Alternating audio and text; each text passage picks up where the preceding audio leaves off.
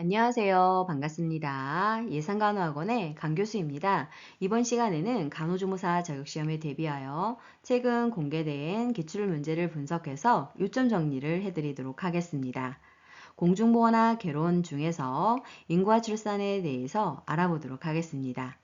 중요한 부분을 체크해 두었으니 반복해서 보신다면 합격하실 수 있습니다. 준비되셨나요? 잘 들어요. 출발!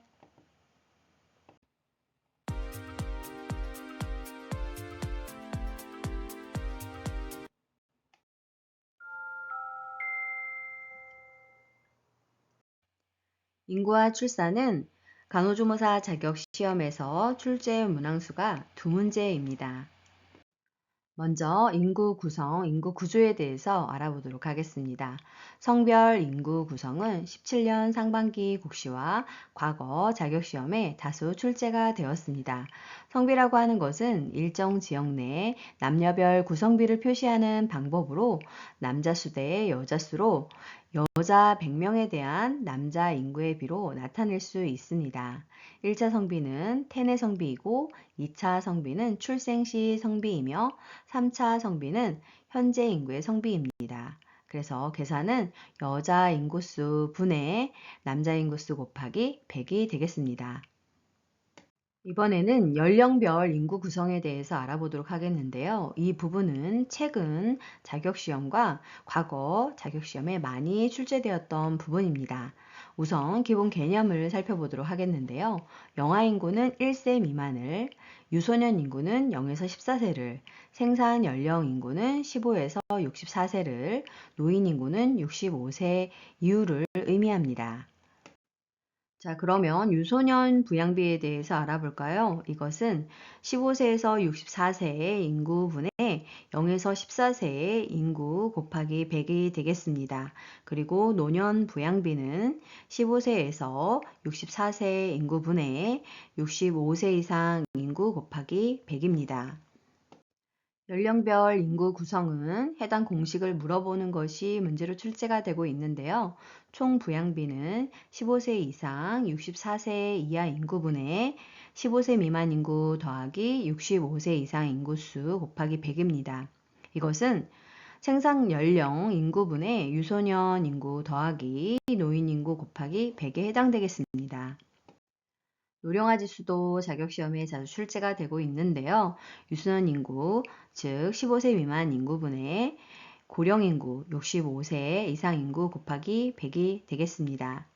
노령화 지수가 높다는 것은 무엇을 의미하는지가 출제가 되고 있는데요. 고령 인구의 증가를 의미하게 되고 고령 인구의 부양비도 증가한다는 뜻입니다. 총 부양비가 높을수록 경제적 부담은 높아지게 됩니다.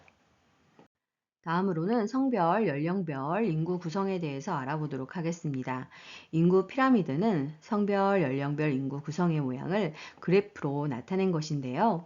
이 부분은 22년, 그리고 21년, 20년, 18년 과거 자격시험에 자주 출제가 되었던 부분입니다. 중요하니 잘 알아두세요. 첫 번째로 피라미드형은 인구 증가형으로 발전형이라고도 하며 저개발 국가 형태에서 많이 보이는 모습입니다.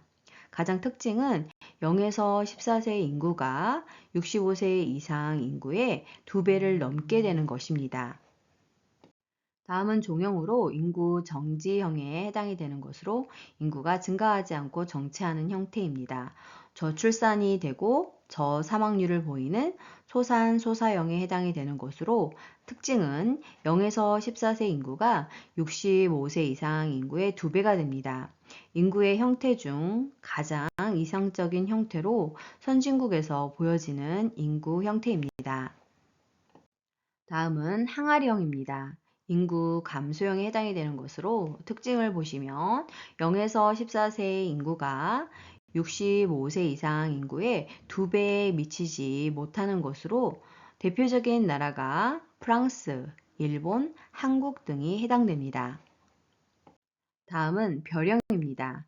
도시형이라고도 하는 것으로 그 이유는 생산 연령 인구가 많이 유입하는 인구 구성으로 밑에 피라미드에서 보시는 바와 같이 15세에서 64세 인구가 전체 인구의 50%를 넘게 됩니다. 다음은 표주박형입니다. 호로형이라고도 하고 농촌형이라고도 하는데요. 생산 연령 인구가 많이 유출되어 있는 인구 구성으로서 15세에서 64세 인구가 전체 인구의 50% 미만인 것이 특징입니다. 각각의 특징을 꼭 암기해 두세요. 그 밖에도 블랙커의 인구 변청 5단계가 있는데 이것은 과거 자격시험에 한번 출제가 되었습니다.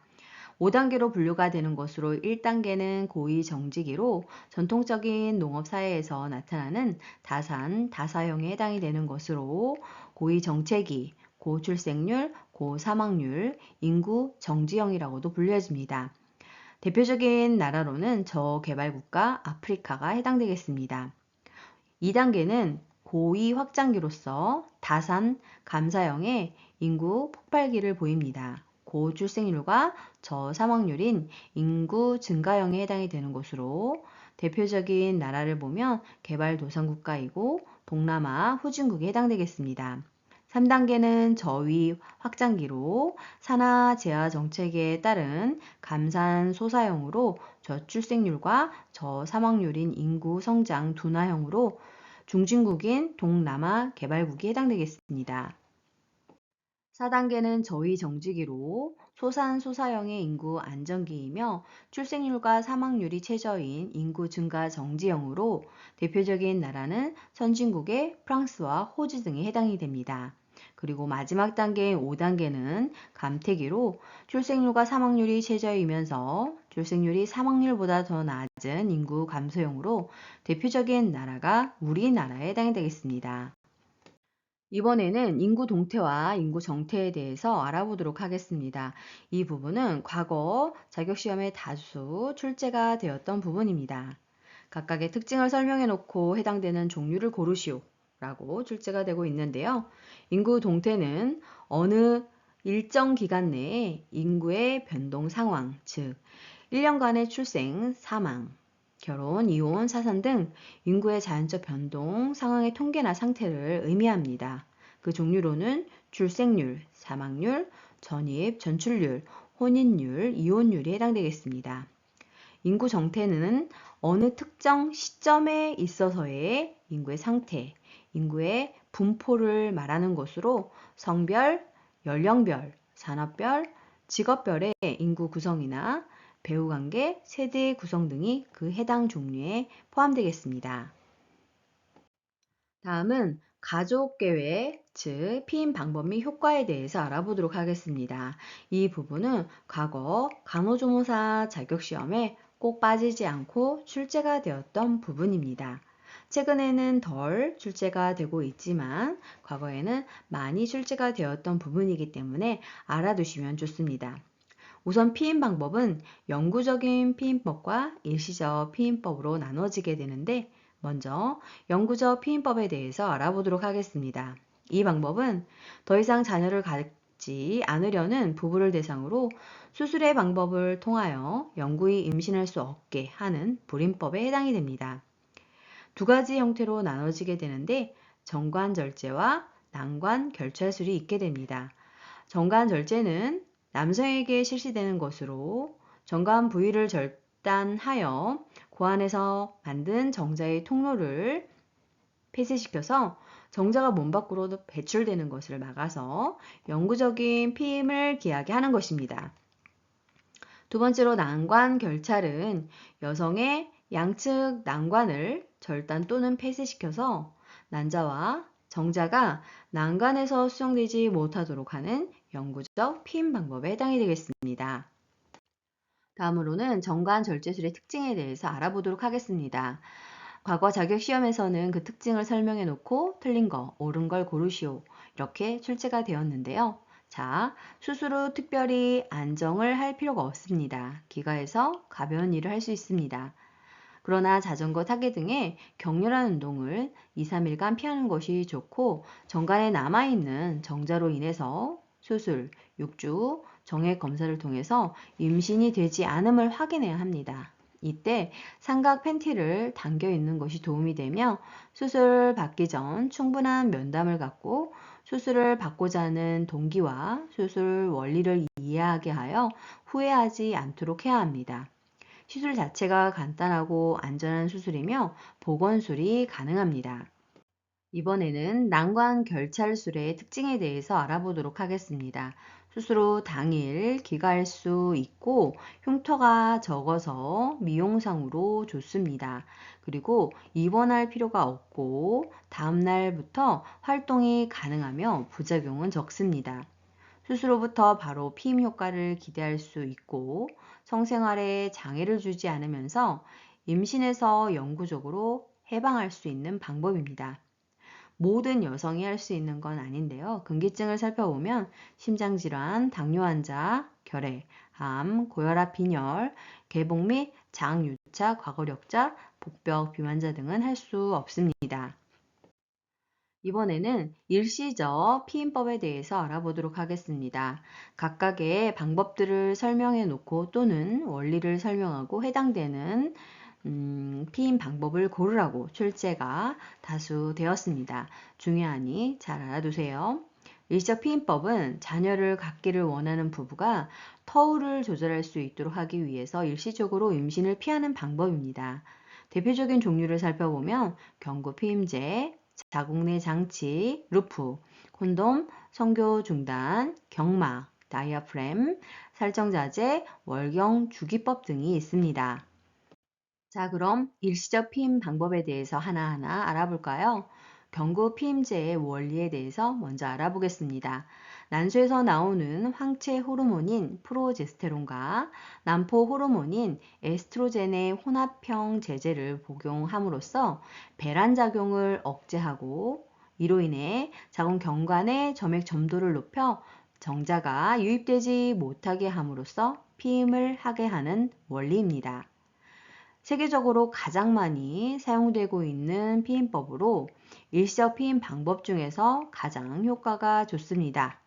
월경 주기에 맞춘 28정 또는 21정짜리를 복용하면 됩니다. 자, 그렇다면 경구 피임제 복용 방법에 대해서 좀 더 자세히 알아볼까요? 28정짜리는 월경 시작 첫날부터 100세기의 약을 한 알씩 매일 일정한 시간에 21일간 복용하는 것인데요. 28정은 매일 먹는 습관을 들이기 위해 7일간 노란색 영양제가 추가 복용되는 것입니다. 21정짜리는 월경 시작 첫날부터 100세개의 약을 한 알씩 매일 일정한 시간에 21일간 복용하고 7일간 쉰 후 다시 반복하는 방법입니다. 이처럼 경구 피임제는 일정한 시간에 매일 한 알씩 복용을 해야 하는데요.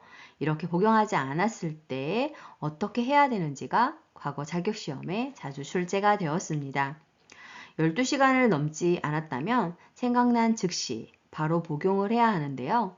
과거 자격시험에서는 복용 시간과 알아차린 시간을 제시하면서 간호조무사가 어떻게 안내해야 하는지가 시험 문제로 출제가 되었습니다. 그 예를 살펴보면 복용 시간은 전날 저녁 8시였고 알아차린 시간은 오늘 아침 7시로 11시간이 경과한 상태입니다. 이때의 답은 즉시 어제 복용했어야 할 피임제를 복용하고 저녁 8시 정해진 시간에 원래대로 복용하면 되겠습니다. 자, 그렇다면 두 번째로 12시간 이상 지난 경우는 어떻게 해야 할까요? 생각난 즉시 복용해야 합니다. 그 예를 살펴보면 복용 시간이 전날 저녁 8시이고 알아차린 시간이 오늘 아침 10시로 14시간이 경과한 상태입니다. 이때에는 즉시 어제 복용했어야 할 피임제를 복용하고 원래 복용해야 하는 시간인 저녁 8시에 복용하면 되겠습니다. 다만 12시간이 지난 경우에는 유지되는 피임 효과가 다소 떨어질 가능성이 있기 때문에 일주일가량은 다른 피임을 병행하는 것이 좋습니다. 자, 그렇다면 세 번째로 24시간 이상 지났을 경우에는 어떻게 해야 할까요? 이런 경우에는 한 번에 두 알을 복용해야 합니다. 그 예를 살펴보면 복용 시간 전날 저녁 8시, 알아차린 시간 오늘 저녁 9시, 즉 25시간이 경과한 상태인데요. 어제 복용했어야 할 피임제와 오늘 복용해야 하는 피임제 총 2알을 한 번에 복용하면 되겠습니다. 이 경우도 유지되는 피임 효과가 다소 떨어질 가능성이 있기 때문에 일주일가량은 다른 피임을 병행하는 것이 좋습니다. 자, 그렇다면 경구 피임제의 부작용에는 어떤 것들이 있을까요? 부정기적인 출혈이 있을 수 있고 유방통, 우울증, 기분장애, 여드름, 구역구토, 체중 변화 등이 발생할 수 있습니다. 경구 피임제는 모든 여성이 복용할 수 있는 것이 아닌데요. 근기증을 살펴보면 임신 중이거나 임신이 의심되는 경우, 유방암이 있거나 의심되는 경우, 간 기능이 저하된 간질환, 뇌혈관 질환, 관상 동맥 질환, 혈전성 심장 판막 질환, 부정맥, 조절되지 않는 고혈압, 혈전, 정맥염인 경우에는 금기입니다. 다음으로는 자궁내 장치 루프에 대해서 알아보도록 하겠습니다. 이 부분은 과거 자격시험에 정말로 출제가 많이 되었던 부분인데요. 중요하니 잘 알아두세요. 원리를 살펴보면 자궁과 난간의 수축 운동을 증진시켜서 수정란이 자궁에 착상되는 것을 막아서 임신을 피하는 것인데요. 첫 아이를 낳은 부인에게 터울 조절을 위해 권장하는 방법입니다. 자궁 내에서 탈출되지 않는 한 피임이 지속되며 다시 임신을 원할 때는 아무 때나 쉽게 제거하면 되겠습니다.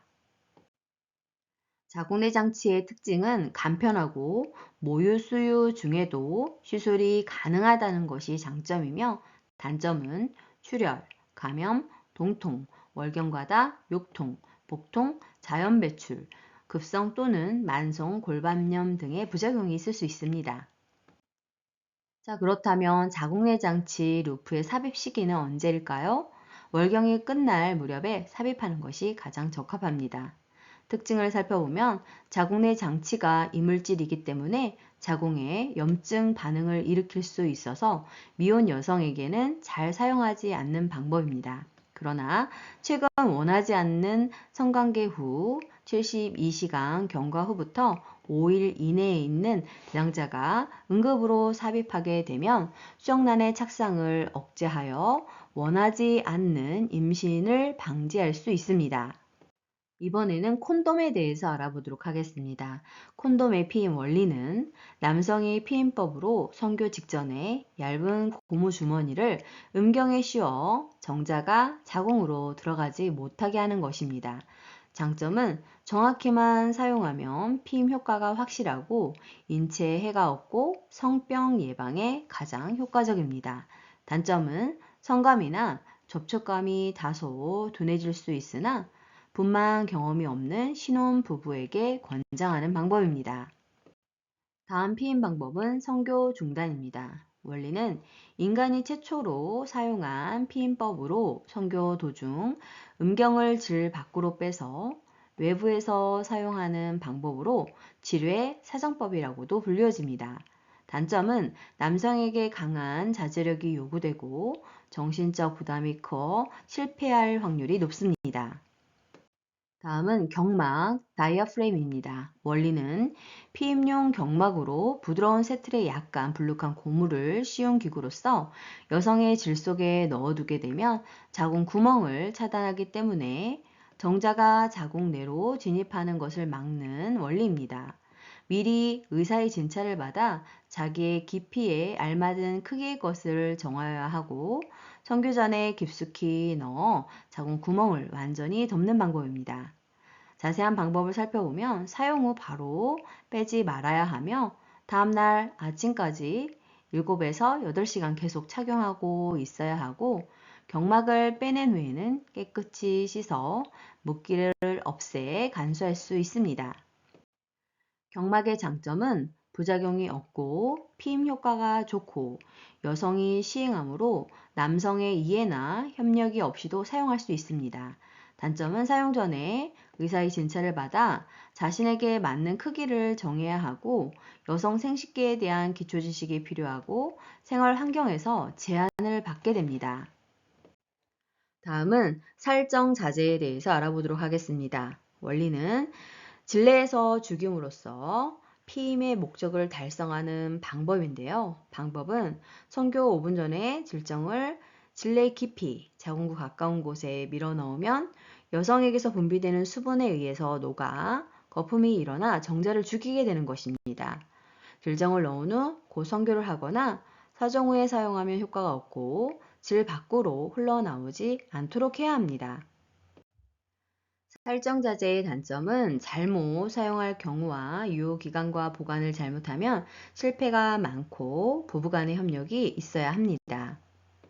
다음은 월경주기법에 대해서 알아보도록 하겠습니다. 원리는 임신 가능한 기간을 파악하여 그 시기를 피하여 성생활을 함으로써 임신을 예방하는 방법으로 종류에는 기초체온법, 날짜피임법, 점액 관찰법 등이 있습니다. 월경주기법 산정을 위한 가정사항을 보면 배란은 다음 월경 시작 14일 플러스 마이너스 2일 이전에 발생한다. 그리고 정자는 여성의 체내에서 2-3일간 생존한다. 난자는 24시간 생명력을 지속한다는 가정하에 월경주기법 산정을 하게 됩니다. 자, 먼저 기초체온법에 대해서 알아보도록 하겠습니다. 기초체온법은 아침에 잠이 깨었을 때 건강하고 안정된 상태에서 누운 채로 측정되는 체온을 말하게 되는데요. 배란의 날짜를 위한 가장 과학적인 방법은 매일 아침 일정한 시간에 체온을 재는 것입니다. 판정 결과는 체온이 높아졌다는 것은 여성에게 있어서 배란이 끝났거나 끝난 직후를 의미하게 되는 것입니다. 과거 시험에 출제가 되었으니 잘 알아두세요. 이번에는 오기노법에 대해서 알아보도록 하겠습니다. 정의는 배란은 다음에 올 예정된 월경의 전날부터 계산하여 12일에서 16일간의 5일간이고 5일간의 배란기에다 정자 생존기간 3일간 즉 다음에 월경 전날부터 12일에서 19일간의 8일간을 임신 가능 기간으로 생각하는 것입니다. 오기노법의 단점은 월경 주기가 부정확한 여성은 사용할 수가 없으며 임신 가능기에는 다른 피임법을 병용하는 것이 바람직합니다. 월경주기법의 세 번째 날짜 피임법에 대해서 알아보도록 하겠습니다. 이 부분은 과거 자격시험에 다수 출제가 되었는데요. 계산법을 알아볼까요? 임신 위험기간의 시작일은 가장 짧은 월경주기에서 18일을 빼고 임신 위험 기간이 끝나는 날은 가장 긴 월경 주기에서 11일을 빼면 되겠습니다. 예시를 통해서 날짜 피임법을 좀 더 이해해 보도록 하겠습니다. 월경 주기가 28일에서 31인 여성의 임신 위험 기간을 구하라 라고 나왔을 때 28일은 짧은 주기에 해당이 되고 30일은 긴 주기에 해당이 됩니다. 그렇다면 임신 위험 기간의 시작일은 가장 짧은 주기인 28일에서 18일을 빼면 10일부터이고 임신 위험 기간에 끝나는 날은 가장 긴 주기인 30일에서 11일을 빼면 19일까지가 위험 기간에 해당이 되겠습니다. 자, 그렇다면 피임이 제대로 되지 않아서 임신 중절을 해야 할 경우 부작용에는 어떤 것들이 있을까요? 출혈, 감염, 습관 위산, 불임, 폐혈증, 골반 염증 질환, 자궁 파열, 무력 자궁 경부, 자궁의 임신, 자궁 천공 등이 발생할 수 있습니다. 수고 많으셨습니다. 좋아요와 구독 꾹 알람 설정 눌러주시면 새로운 강의 동영상을 만나보실 수 있습니다. 감사합니다.